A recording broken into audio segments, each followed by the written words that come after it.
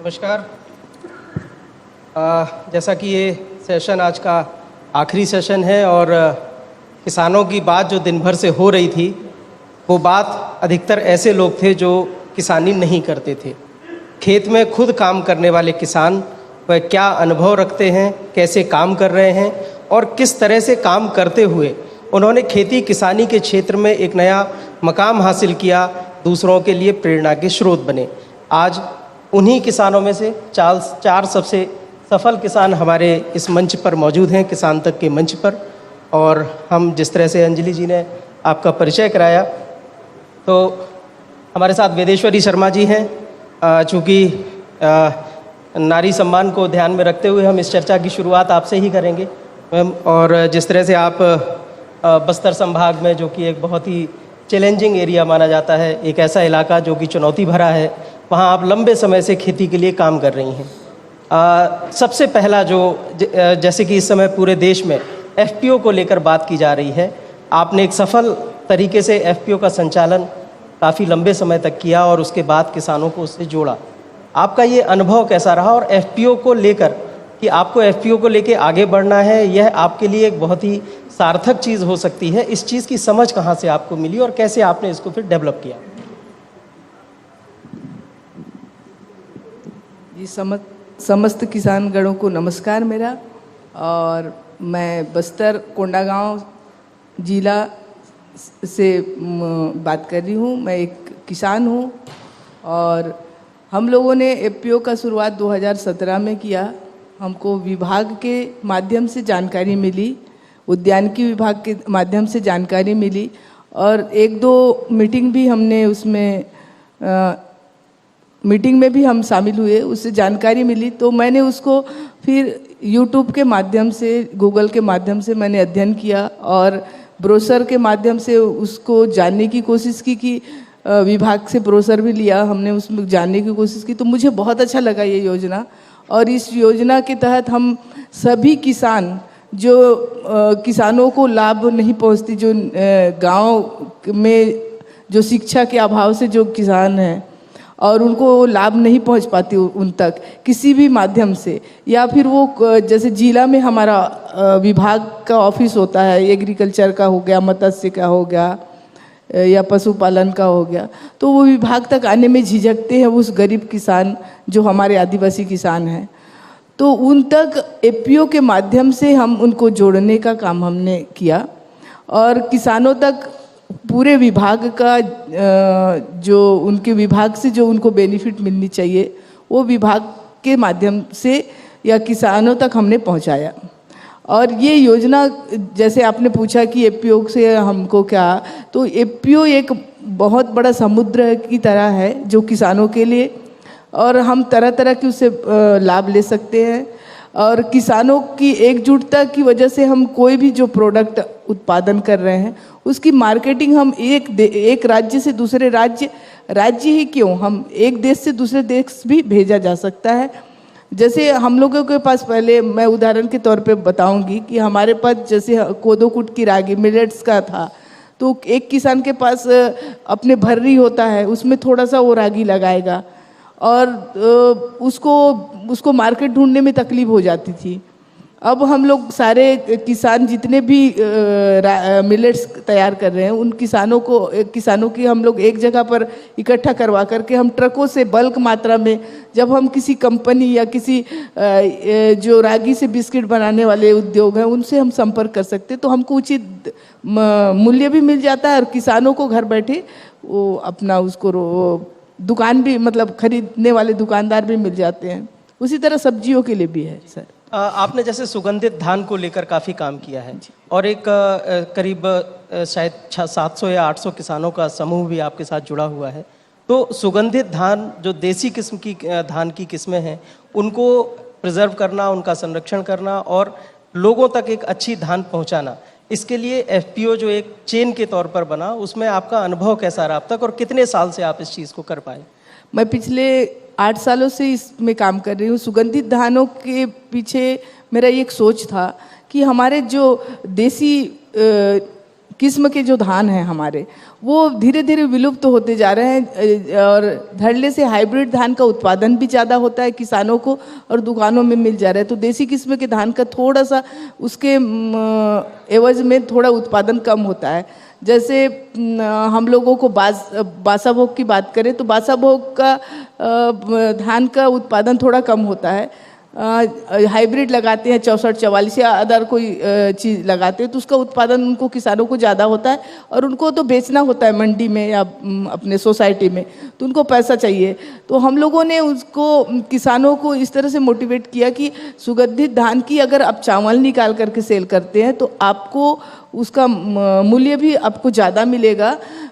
दूसरी चीज़ योजना है एक एग्रीकल्चर विभाग का, जिसमें अगर कोई किसान 1 एकड़ में खेती करता है सुगंधित धान का तो उसको एग्रीकल्चर के माध्यम से 9,000 रुपये का उनको सब्सिडी दी जाती है। तो उस सब्सिडी के माध्यम से हमने किसानों को जोड़ा और इससे एग्रीकल्चर विभाग ने हमारी काफ़ी सपोर्ट किया। आप गोबर इकोनॉमी को लेके जो काम कर रहे हैं, हम आगे उस पर बात करेंगे। हमारे साथ यश मिश्रा जी भी हैं और आप यंग फार्मर हैं, मुंगेली जिला से, मुंगेली क्षेत्र से आप आते हैं, बिलासपुर क्षेत्र में। आप सोशल वर्क करने के बाद फिर खेती से जुड़े, क्या ऐसी बात रही कि आपको सोशल वर्क करते करते खेती की ओर आप मुड़ गए और खेती में भी आप देसी किस्म के जो बीज हैं उनका संरक्षण कर रहे हैं, साथ ही आप नई नई तकनीक इसमें इस्तेमाल कर रहे हैं। क्या वे तकनीकें हैं और कौन कौन से बीजों का आप संरक्षण कर पा रहे हैं? पहले हम सभी 300 गांव में घूम के किसानों के लिए काम करते थे, गांव के लोगों के लिए। तो हेल्थ कैंप करना, अवेयरनेस, नशा मुक्ति, उस तरह का हम 2000 से काम कर रहे थे। लेकिन बीच में हमको समझ में आया किसानों की जो दुर्दशा है बहुत ज़्यादा है, उनकी स्थिति बहुत ख़राब है। उनकी स्थिति इतनी ख़राब है, अच्छी नहीं है, तो आपके लिए अच्छा भोजन या एग्रीकल्चर प्रोडक्ट कैसे दे सकता है आपको? दिमाग में एक ये बात आई, ना उसके पास कपड़े हैं, ना बच्चों को पढ़ाने के लिए है। तो हमारे पारिवारिक में खेती होती थी, लेकिन मेरा इंटरेस्ट था, लेकिन कभी उस तरफ ध्यान नहीं गया, उस समस्या के प्रति ध्यान नहीं गया। क्योंकि हम देखते हैं कि हम मानव को सबसे ज़्यादा ज़रूरी चीज़ भोजन है, पानी है और हवा है, ये तीनों ही दूषित है। तो इससे हमारा शरीर पर प्रभाव पड़ रहा है। जैसे इस तरह हमारे फूल, पौधे, जमीन, हवा, पहाड़, पेड़, ये हमारे शरीर के अलग अलग अंग हैं। ये सारे यदि दूषित हो गए तो हमारा शरीर पूरा दूषित हो गया। तो एक ये सब बात समझते समझते और भी बात आई कि भारत में हर साल 10% किसान खेती छोड़ रहे हैं। आने वाले कुछ वर्षों में हो सकता है भारत में खेती बंद हो जाए। किसान का बेटा किसान खेती नहीं करना चाहता, किसान के बेटे को कोई अपनी लड़की नहीं देना चाहता। WHO के सर्वे के हिसाब से भारत में 2029 तक अधिकांश लोगों को कैंसर हो सकता है। और अभी वर्तमान की बात करूं तो सबसे ज़्यादा मधुमेह, शुगर की बीमारी आज हमारे खान पान के कारण ही है। इस पे विषय गया, हमने इस पे आगे शोध करना, जानना, खेती में ही चालू किया। तो सबसे बड़ा समझ में आया कि जो हम खेती कर रहे हैं वो खेती ही गलत दिशा में कर रहे हैं। केमिकल खेती कर रहे हैं, मिट्टी खराब हो रही है, पानी खराब हो रहा है, और जो उससे एग्री प्रोडक्ट निकल रहे हैं वो दूषित है। और हम जब खाते हैं उसको तो हमारे शरीर में अनेक प्रकार की बीमारियां ला के दे रहा है वो। तो उसका सॉल्यूशन क्या है? तो उसका समझ में आया, जो भारत की परंपरागत खेती है, प्राकृतिक खेती है, यही इसका सॉल्यूशन है। तो इसमें अभी सबसे ज़्यादा परेशान किसान यदि है और फांसी जो लगा रहा है, सबसे मुख्य कारण उसका लागत है। बीज किसान खरीदता है, खाद खरीद रहा है, पेस्टिसाइड खरीद रहा है। लेकिन जब हम इस प्राकृतिक खेती में जब हम लौट कर आते हैं तो बीज किसान स्वयं बनाता है, इससे हमारे देसी बीजों का संरक्षण हो रहा है। खाद किसान खुद बनाता है, उससे देसी गायों का संरक्षण हो रहा है। और जो पेस्टिसाइड जो है सबसे ज़्यादा हार्मफुल हम बोलते हैं, किसान प्राकृतिक चीज़ों से, गौमूत्र से और जड़ी बूटी और पौधों से बना रहा है, तो उसको शरीर में नुकसान नहीं हो रहा है। क्योंकि इतने प्रकार के पेस्टिसाइड हैं कि किसान को पता है कि इसको डालने से कैंसर हो सकता है, लेकिन वो मजबूरी में डाल रहा है। तो ये बहुत अच्छा हमको लगा सॉल्यूशन कि प्राकृतिक खेती। तो हमने इसके लिए 2011 में मॉडल फार्म बनाया, जहाँ पे हमने सबसे पहले खेती करना प्रारंभ किया। क्योंकि किसान जब तक देखता नहीं उसको भरोसा नहीं होता। तो जब हमने स्टार्ट किया तो गांव वाले हंसते थे हमारे ऊपर में कि बिना यूरिया डीएपी के खेती नहीं होगा। हमने वहाँ पे करके दिखाया, फिर किसानों को लाकर उनको दिखाया, तब किसानों को थोड़ा भरोसा हुआ। तो हमने बीज बनाना प्रारंभ किया, फिर देसी गाय के माध्यम से हमने खाद और जो भी दवाइयाँ हैं वो बनाना चालू किया। तो किसान को लगा कि बड़ा पावरफुल है। हमारे खेत के चारों तरफ जो मॉडल फार्म है रासायनिक खेती होती है, लेकिन जब कीड़े जब प्रकोप आता है तो हमारे खेत में छोड़ के सारे रासायनिक खेतों में प्रकोप आ जाता है। तो किसान देखते हैं कि इनकी फसल भी बहुत मजबूत है, कीड़े भी नहीं लग रहे, और सबसे अच्छी बात कि हम किसानों को उगाना सिखा रहे हैं और खाने वालों को अच्छा खाना सिखा रहे हैं, जिससे उनका हेल्थ ठीक रहे और इससे किसान का भी हेल्थ ठीक रहे। इस खेती से सबसे बड़ी बात यह कि जो भी ऑर्गेनिक फूड के नाम से जो प्राकृतिक प्रोडक्ट, एग्री प्रोडक्ट आता है, उसको किसानों को इसका मूल्य ज़्यादा मिलता है। मार्केट में लोग ढूंढते हैं, उसका लागत कम होता है, तो किसानों का प्रॉफिट बढ़ेगा। अभी जो लागत है, यदि 1 एकड़ में कोई किसान 22,000 23,000 रुपये कमा रहा है, तो उसका लागत 17-18 हज़ार है। 1 एकड़ में 4-5 हज़ार रुपये कमा रहा है। तो किसानों की दुर्दशा धीरे धीरे और ख़राब होती जाएगी। आने वालों में लागत उनके बढ़ते जाएगी, और जो उनकी आवक है, एक समय ऐसा आएगा कि लागत और उनकी आवक बराबर हो जाएगी, ना उनको प्रॉफिट होगा ना लॉस होगा।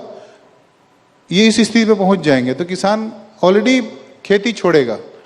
इसलिए जो किसानों के बच्चे खेती नहीं करना चाहते, उसका मुख्य कारण ये है कि उसमें कोई स्कोप ही नहीं दिखता। लेकिन ये जो हम प्राकृतिक खेती मॉडल फॉर्म के माध्यम से हमने स्टार्ट किया, तो इसमें किसानों को अच्छा रेट मिल रहा है। जैसे हमारे यहाँ हम धान की 10 वैरायटी 12 वैरायटी हम लगाते हैं, तो हम मार्केटिंग का भी लोगों के बीच में जा के बताते हैं।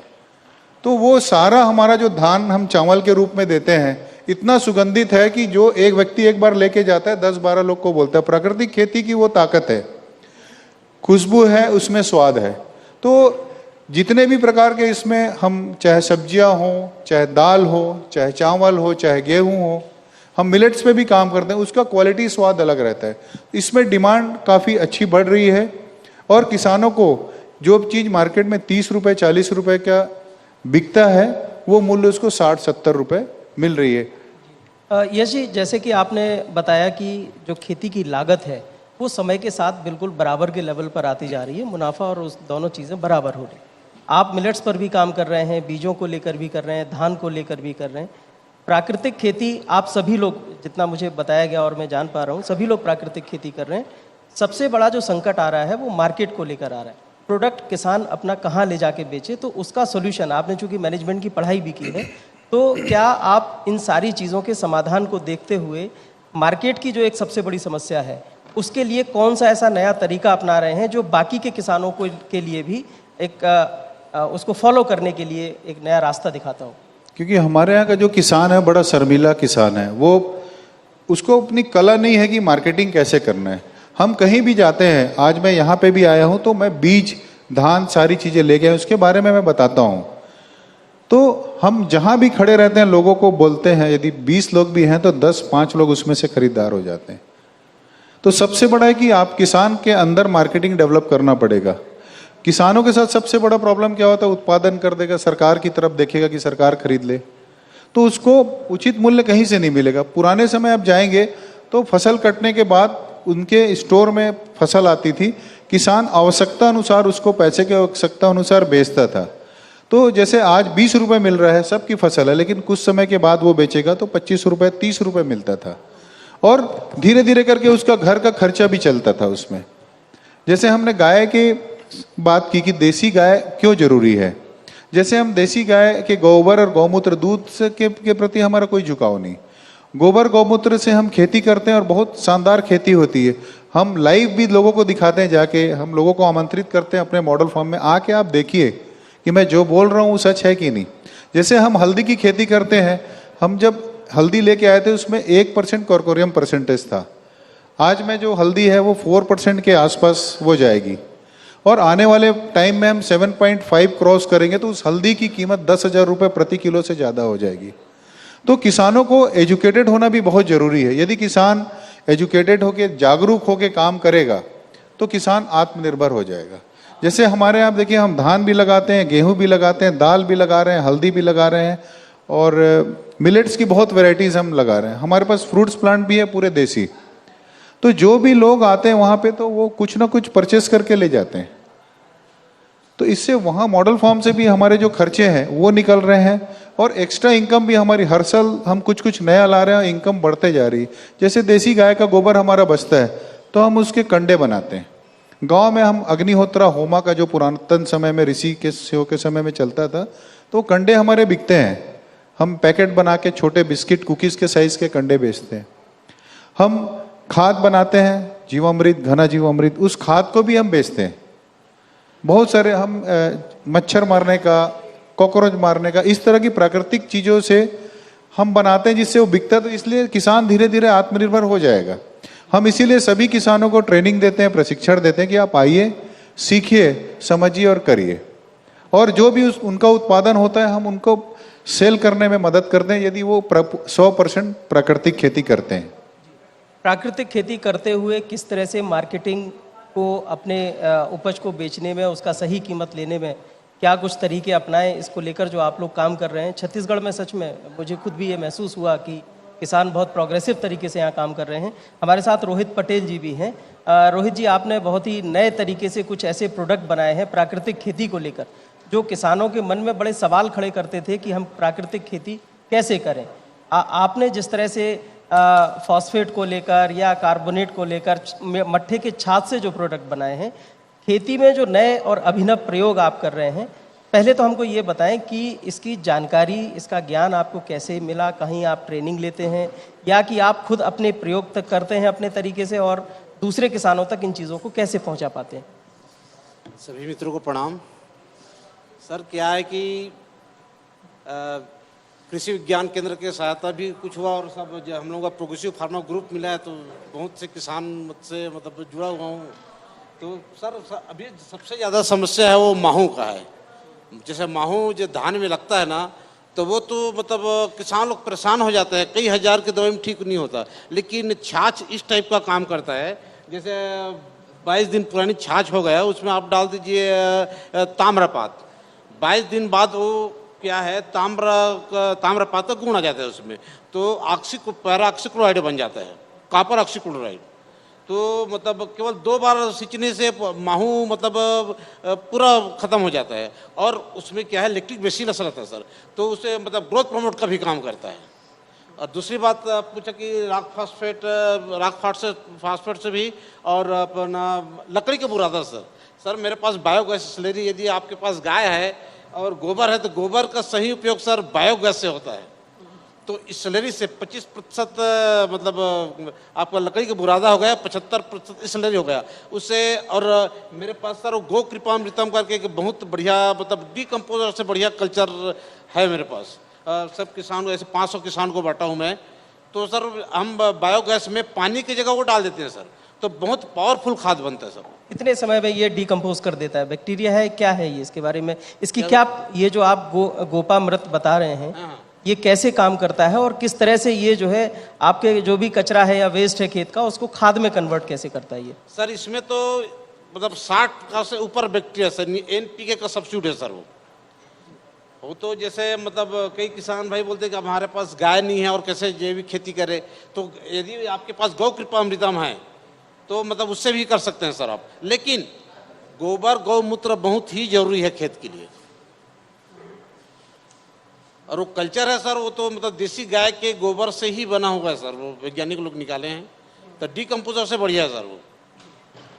तो आप ये जो खेती में प्रयोग कर रहे हैं, जिस तरह से आप आसपास के जो और किसान हैं उन तक ये सारी बातें पहुंच रही, बड़े पैमाने पर अगर किसानों को इस चीज़ से जोड़ने का कोई प्रकल्प आपकी तरफ से शुरू किया गया है, या सरकार की तरफ से आपको इस चीज़ को लेकर कोई मदद मिल रही हो, या सरकार तक आपने किसी तरह से अप्रोच किया हो, जिससे कि ये सारी चीज़ें और भी दूर दराज के जो इलाके हैं, छत्तीसगढ़ है या छत्तीसगढ़ से बाहर, किसानों तक कैसे पहुंचेंगी ये चीज़ें? सर अभी बीच में मतलब 1 साल पहले मतलब 15-20 गौठान में सर, वहाँ के जो वरिष्ठ कृषि अधिकारी लोग बुलाए और सब महिलाओं को ट्रेनिंग दिया सर, और साथ में वो गौ कृपामृतम का जो कल्चर है वो निःशुल्क कर दिया सर। और अभी बीच में कृषि विकास खंड अधिकारी का फोन आया था कि अपने साझा इलाका में जो है वो कम से कम 200 एकड़ को टारगेट ले रहे हैं जैविक खेती के लिए, उसके लिए बातचीत चल रही है सर। और APO है हम लोग सर। एफपीओ भी आप हाँ, चलाते FPO भी हैं? है। कब से शुरू किया आपने अपना वही FPO? करीब 2 साल हो गए सर। जी, कितने किसान उससे जुड़े हैं अब तक? 750 किसान है सर। और ये जो आपका एफपीओ है उसके प्रोडक्ट की जो जैसे एक कोई खूबी होती है, एक कोई प्रोडक्ट लेके एफपीओ में काम किया जाता है, तो आप लोग किस चीज़ को, क्या खाद जो बना रहे हैं जैविक तरीके से वही एफपीओ में आपके अंतर्गत आता है, या और भी कोई प्रोडक्ट आपने इसमें नहीं सर, अभी तो क्या है कि हम लोग अरहर दाल वगैरह अभी बीच में वो शहद पालन का काम शुरू किए हैं। लेकिन इस समय सब शुरू होगा सर। वो मतलब एफपीओ से जुड़ने से फायदा हुआ सर कि मेरा खाद जो केचुआ खाद है वो बिक रहा है बढ़िया, और किसान को भी मतलब ट्रेनिंग दे रहा हूँ उसके बारे में। हमारे साथ गरियाबंद जिले से अविनीश पात्र भी हैं। आप भी नए तरीके से खेती करने के लिए, आपको छत्तीसगढ़ में अवार्ड भी मिला और सरकार आपको बार बार प्रोत्साहित करने के लिए और किसानों को कैसे आगे बढ़ाया जाए जो जैविक खेती से जुड़ें, तो इसके लिए इंटीग्रेटेड फार्म मॉडल जो आपने खड़ा किया है अपने खेत में, क्या उसकी खासियत है और कैसे आपने उसको डिज़ाइन किया? डिज़ाइनिंग को लेकर ज़रा थोड़ा सा बताएं। सभी को नमस्कार। मैं प्रारंभ करना चाहूँगा कि आईएफएस मॉडल मेरा शुरू कैसे हुआ। जब मैंने पहले खेती शुरू की तो मेरी जो ज़मीन थी अपलैंड ज़मीन थी, और हमारे क्षेत्र के आसपास भी बहुत सारी अपलैंड ज़मीन थी जहाँ पर कि धान की खेती बहुत कम होती थी। जो निचले जहाँ पर पानी का जमाव होता है वहाँ धान की खेती होती थी, और अपलैंड ज़मीन में उस समय शुरू हुआ था मक्के की खेती का। और मक्के के पहले जो है परंपरागत खेती होती थी जिसमें उड़द है, मूंगफली है और आपका कोदो कुटकी, ये जो अभी जिसको मिलेट्स के रूप में नाम दिया जा रहा है, ये हमारी परंपरागत रूप में इसे हम उत्पादन करते थे। लेकिन जब मक्के का आया तो मक्के में एक लालच किसान का ये है कि एक नकदी फसल है और इसका हमको भाव भी अच्छा मिल रहा है। उस समय नया नया हमारे क्षेत्र में मक्का शुरू हुआ था, तो मैंने भी मक्के की खेती शुरू की। तो शुरुआत में जब हम लोग मक्के की खेती शुरू किए तो शुरू में जो रासायनिक खाद का ही हम उपयोग करते थे, और मक्के में बिना रासायनिक खाद के मक्का जो है कर पाना बहुत मुश्किल था। उस समय हमारी ये सोच थी और हम लोगों ने मक्के की खेती शुरू की। तो धीरे धीरे हमने देखा 2, 3, 4, 5 वर्षों के बाद कि मक्के में जो है खाद का रेशियो जो है बढ़ता जा रहा है। जहां हम 10 किलो डालते थे, 10 से 15 किलो, 15 से 17 किलो, 17 से 20, 22 किलो, तो खाद का जो है मात्रा बढ़ती जा रही है धीरे धीरे जो है, और लागत जो है बढ़ता जा रहा है, और उसके अनुपात में फसल की जो कीमत है वो हमको नहीं मिल पा रही है। फिर मैंने इस पर थोड़ा सा विचार किया कि ऐसा क्या कारण है जिसके कारण कि खाद की मात्रा जो है बढ़ती जा रही है। तो हमने देखा जमीन की उर्वरता घट रही है, और पौधे को जो है जमीन अगर उर्वरक हो तभी जो है पौधे में विकास होता है। तो उस उर्वरता को बनाने के लिए हम बार बार जो है रासायनिक खाद की मात्रा को बढ़ाते जा रहे हैं। तो वहाँ पर मेरे मन में एक विचार ये आया कि ऐसा हम कब तक करेंगे। एक स्थिति ऐसी आएगी जब हमको पूरी मिट्टी ही बदलनी पड़ेगी। तो कोई एक ऐसा तरीका अपनाया जाए जिससे कि हमारी जमीन बचे। उत्पादन क्या मिल रहा है, फसल क्या मिल रहा है, ये द्वितीयक बात है, लेकिन प्राथमिक बात ये है कि हमारी जो आने वाली पीढ़ी है उसके लिए जमीन बचानी है हमको। तो कुछ और मेरे जो मित्र हैं, कुछ हमारे जो है बंधु वर्ग हैं, उनसे हमसे इस बात का एक सलाह मिला कि अगर आपको जमीन बचानी है तो जमीन को अगर उर्वरक बनाना है तो रसायन का तो आपको त्याग करना पड़ेगा, और रसायन का जब हम त्याग करेंगे तो 1 या 2 साल में जो है उसका हमको वांछित परिणाम नहीं मिलेगा। उसके लिए हमको धीरज की आवश्यकता है। तो वहाँ से मैंने 2012 से जो है रासायनिक खेती को छोड़ा और जैविक खेती की ओर मैंने रुख किया। तो जब जैविक खेती की मैंने शुरुआत की तो शुरुआत में सबसे पहले मेरी आवश्यकता हुई, क्योंकि बिना गाय के गोबर के हम जो है जैविक खेती नहीं कर सकते। तो शुरुआती वर्षों में जो है मैंने गोबर खरीदा, और उसके बाद फिर मैंने देखा कि कंपोस्ट के लिए जो है पत्तियों का सड़न चाहिए, क्योंकि हमने देखा जो जंगली क्षेत्र होते हैं वहाँ पे भूमि की उर्वरकता जो है प्राकृतिक रूप से बनती है। तो वहाँ पर हमने देखा, एक किसान अनुसंधान नहीं कह सकता क्योंकि किसान के पास इतना जो है डिग्रियां नहीं है कि वो कोई रिसर्च कर पाए, लेकिन जब वहाँ पर जाता है, देखता है, तो उसे कुछ बात समझ में आती है। उसको मैंने अनुसंधान नाम दिया है। वहाँ हमने ये देखा कि जब पत्तियां सड़ती है जिसके कारण भूमि में वो उर्वरता आती है, तो क्यों ना हम खेत में भी एक ऐसी व्यवस्था बनाएं। और वहाँ से जो है 2013 से जो है मैंने पौधों का जो है रोपण करना शुरू किया, और सबसे पहले मैंने 40 आम के पेड़ों से जो है शुरुआत की थी, और उस 40 आम के पेड़ों से शुरुआत की थी। अगले वर्ष मैंने जो है 200 आम के पेड़ और लगाए मेरे खेत में। अब वहाँ पर मैंने ये देखा कि आम का जो उत्पादन आएगा 6 से 7 वर्ष में आएगा, और 6 से 7 वर्ष तक मुझे आर्थिक रूप से मजबूत होना है। और मेरी ये स्थिति नहीं थी कि मैं 6 से 7 वर्ष तक जो है सिर्फ आम के पौधों पर जो है अपना पैसा खर्च करूं। तो मैंने आमदनी का जरिया ढूंढा और मैंने देखा उस समय आम के पौधे छोटे थे, तो बीच में मैंने जो है केले की खेती शुरू की। तो जब तक आम का पौधा आया 2 से 3 वर्ष तक हमने वहां पे केले का उत्पादन लिया, बीच बीच में सब्जियों का उत्पादन लिया, तो आर्थिक रूप से हमको वहां से सहयोग मिला। और जो पैसा हमको उन सब्जियों की खेती से मिला, केले के खेती से मिला, उस पैसे को हमने आम के बाग को आगे बढ़ाने के लिए किया। और धीरे धीरे आज जो मेरा क्षेत्र है उस क्षेत्र में मेरे 470 आम के पेड़ हैं। और वहां पर अन्य फलदार पेड़ों में जो है नींबू के पेड़ हैं, 170 नींबू के पेड़ हैं और आंवला के पेड़ हैं, ये मैंने वहां पे लगाया। एक क्षेत्र हमने खाली जो छोड़ा जहां पर कि सूर्य का प्रकाश सीधे पड़ता है, जहां पर हम सब्जियों की खेती करते हैं और थोड़ा सा धान की खेती करते हैं, दलहन तिलहन की खेती करते हैं। बीच में एक क्षेत्र रखा जहां पर हमने गौ पालन किया। और गाय आज मैं खुद रखता हूं। और गाय का सबसे प्राथमिक हम लोग कारण जानते हैं गोबर और गौमूत्र के लिए। दूध हमारे लिए द्वितीयक है, तो उसमें हम लोगों ने चुना देसी गाय, जो शुद्ध जो है चरने वाली जो गाय है, जिसका गोबर और गौमूत्र हमको शुद्ध मिलता है, क्योंकि वो घास चरती है और उसका गोबर गौमूत्र हमको शुद्ध मिलता है। अब चरने वाली गाय में एक समस्या ये है, समस्या तो नहीं कहूंगा क्योंकि उसको स्वाभाविक प्रकृति है, 1.5 से 2 लीटर ही दूध आता है, ज्यादा दूध नहीं आता।